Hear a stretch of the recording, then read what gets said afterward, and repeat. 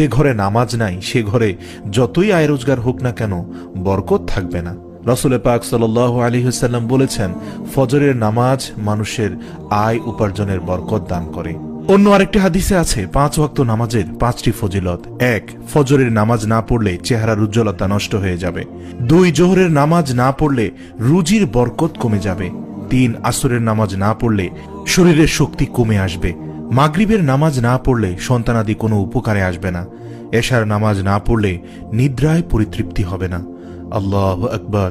আল্লাহ রাব্বুল আলামিন নামাজের মাধ্যমে আমাদের ঘরের বরকত আনার তৌফিক দান করুক।